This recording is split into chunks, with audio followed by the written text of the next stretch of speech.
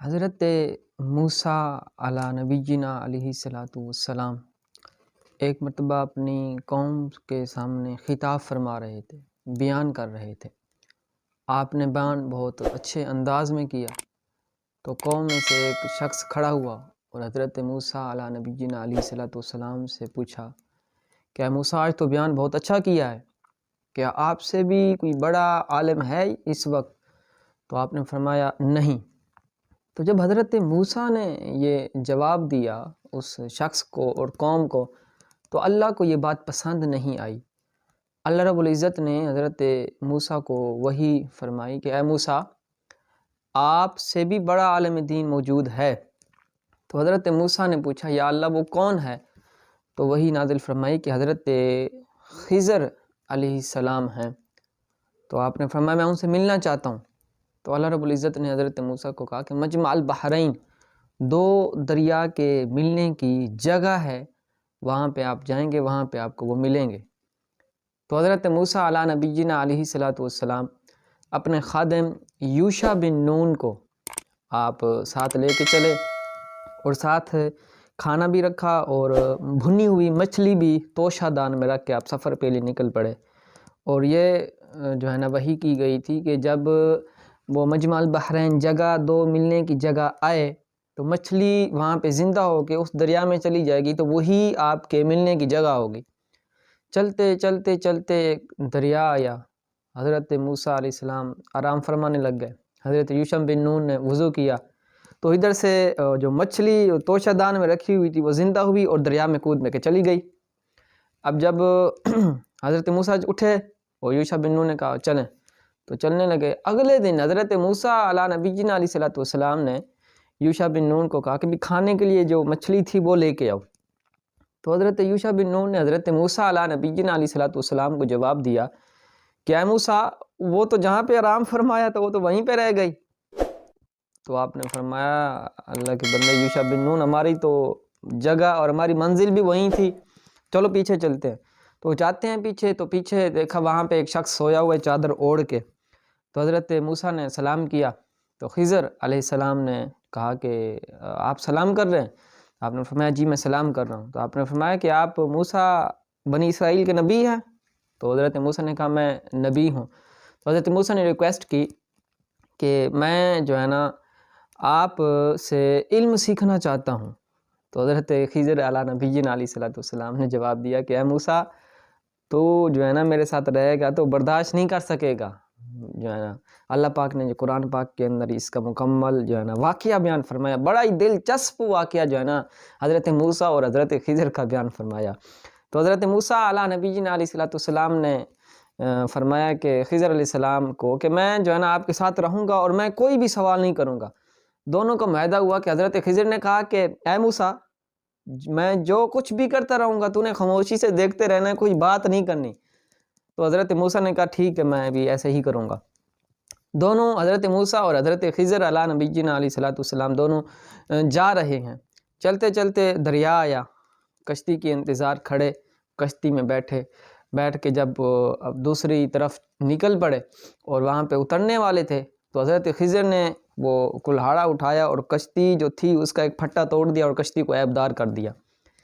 حضرت موسیٰ بول پڑے کہ اے خضر، ایک تو انہوں نے کرایہ نہیں لیا اور انہوں نے ہمیں منزل تک پہنچایا، آپ نے ان کی کشتی توڑ دی۔ تو حضرت خضر نے کہا کہ اے موسیٰ، میں نے نہیں کہا تھا تجھے کہ تو نے میری باتوں کا جو ہے نا دیکھتے تو رہنا لیکن کوئی جو ہے نا آپ نے سوال نہیں کرنا۔ تو حضرت موسیٰ نے کہا کہ میں بھول ہو گئی تھی۔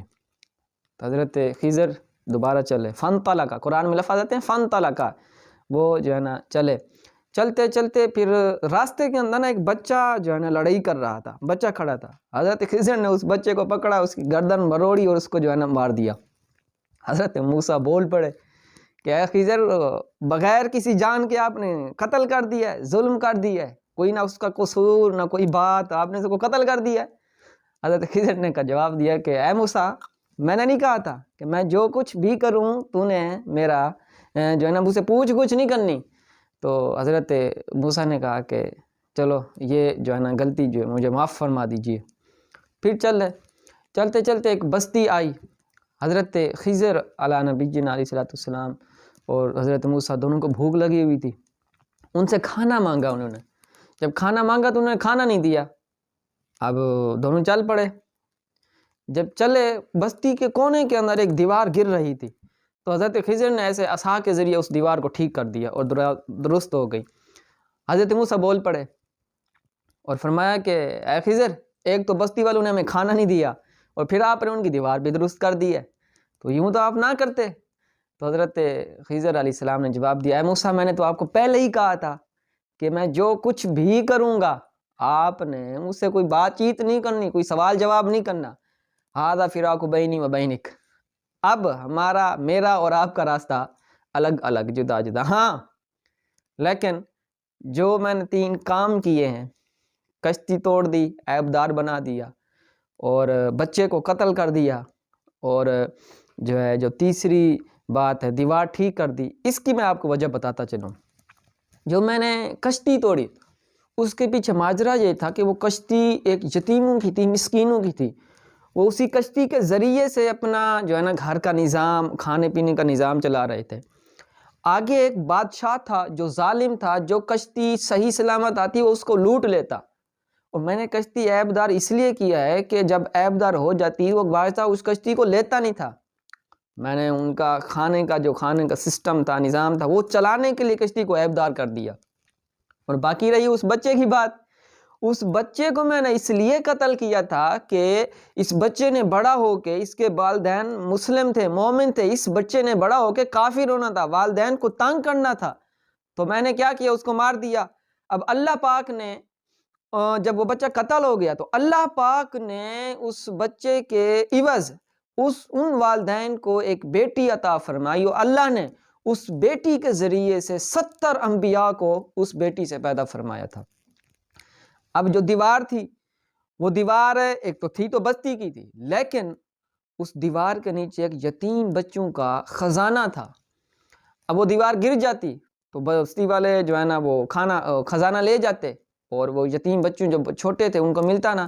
اب وہ میں نے دیوار ٹھیک کر دی، جب بڑے ہوں گے تو وہ بچے جا کے اپنا خزانہ لے لیں گے۔ تو یہ حضرت خضر اور حضرت موسیٰ علیہ نبینا علیہ السلام کے درمیان ایک دلچسپ واقعہ تھا۔ اللہ پاک نے اس کو سورہ کہف کے اندر آپ نے بیان فرمایا، اور بخاری اور مسلم کے اندر اس کی حدیث موجود ہے۔ اللہ پاک ہم سب کو اپنے انبیاء کرام سے محبت رکھنے کی توفیق عطا فرمائے۔